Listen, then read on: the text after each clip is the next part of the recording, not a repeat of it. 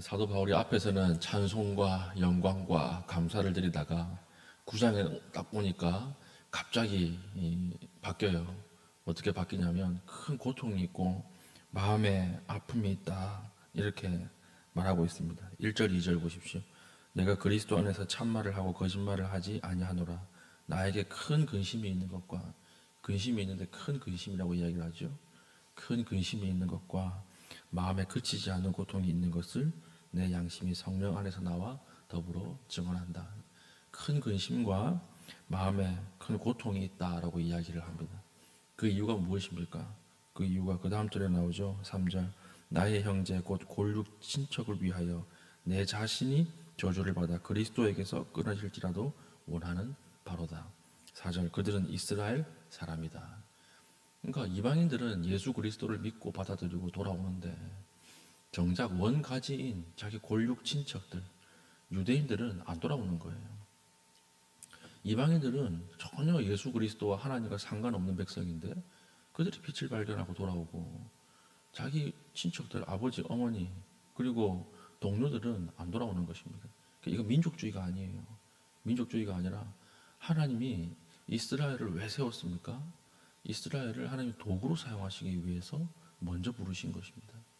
하나님이 사명 주시기 위해서 그 사명이 이방인의 빛이요 제사장 나라가 되게 해서 온 세상을 축복하기 위해서 도구로 이스라엘을 먼저 부르신 것입니다. 근데 정작 도구가 사용받지 못하는 것입니다. 정작 도구가 더 악한 거예요.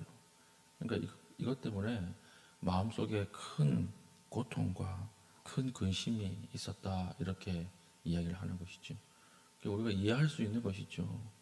장학금 주는 사람들 뭐 있다 그러면 내가 주는 돈으로 많은 사람들이 장학금 혜택을 받고 공부를 열심히 하는데 자기 아이는 공부하지 않는다 그러면 장학금 주는 사람이 얼마나 가슴이 아프겠습니까? 의사들도 다른 사람은 다 고치는데 자기 동료들, 자기 사랑하는 사람들을 못 고치고 뭐 테이블 데스라 그러죠. 죽인다 그러면 얼마나 마음이 아프겠어요. 이런 아픔과 고통이 있었다라고 하는 것입니다. 그런데 이스라엘이 하나님 부르셨는데 앞에서 말씀드렸던 것처럼 특권을 먼저 주셨죠. 더 좋은 것을 주셨어요. 우리가 못을 뽑는 도구는 목보다 훨씬 좋은 재료를 사용해서 만들지 않습니까? 부서지면 안 되니까. 이것처럼 이방인의 빛으로 삼기 위해서 그리고 열방을 축복하기 위해서 하나님이 이스라엘을 먼저 부르시고 훨씬 좋은 것을 주셨어요. 그것이 이제 4절부터 시작되는데 8가지가 나옵니다. 첫 번째는 양자됐다. 하나님의 아들로 삼아 주셨다. 이스라엘의 특권이죠.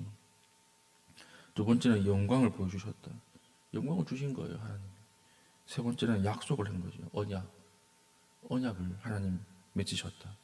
계약 같은 거, 우리 무슨 계약 이렇게 따내면 10년 동안 먹고 살지 않습니까? 그런데 하나님이 영원한 계약을 이스라엘과 맺으신 거예요. 그리고 율법을 주셨다. 말씀 주셨다. 그다음에 예배할 수 있는 특권 주시고, 그다음에 약속을 주시고, 조상들도 주신 거예요. 그리고 가장 큰 특권은 무엇입니까? 자기들 안에서 예수 그리스도가 오신 것이죠. 예수 그리스도가 오시는 이것을 8가지 종목 되는 아주 큰 특권을 주셨는데 그럼에도 불구하고 하나님 앞에 안 나오는 거예요.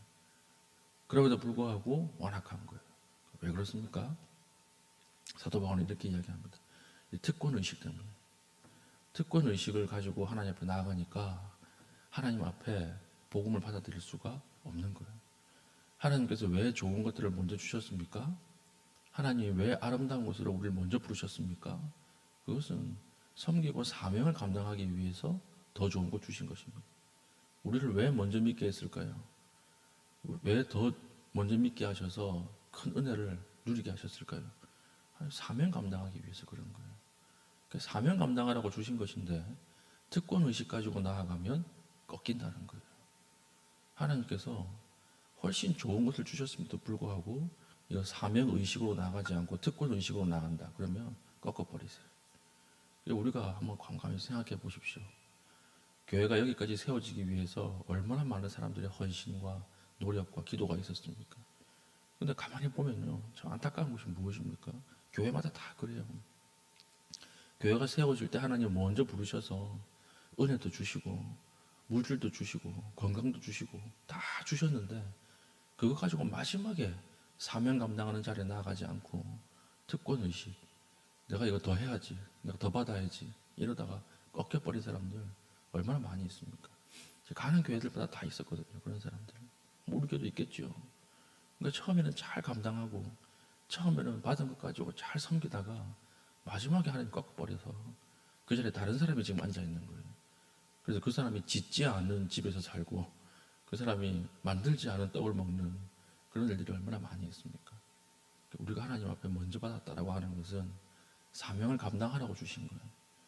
하나님께서 우리를 도구로 사용하셔서 더 아름다운 것으로 하나님 채우기 위해서 우리를 먼저 부르신 것입니다.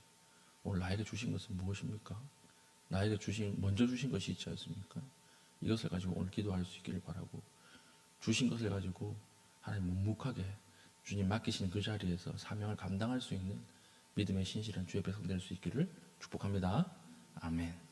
기도하겠습니다. 하나님, 기도할 때 하나님, 이 시간 하나님 우리에게 주신 것을 가지고 뛰게 하시고, 하나님 여전히 하나님을 사랑하게 하시고, 하나님 또한 동족의 구원을 위해 사도의 마음을 오늘 나에게도 허락하여 주셔서 하나님 먼저 주시고 부르신 이 자리에서 사명을 감당할 수 있는 힘을 허락하여 달라고 우리 합심해서 기도하신 이후에 개인적인 기도의 제목을 가지고 기도하시고 자유롭게 돌아가시겠습니다.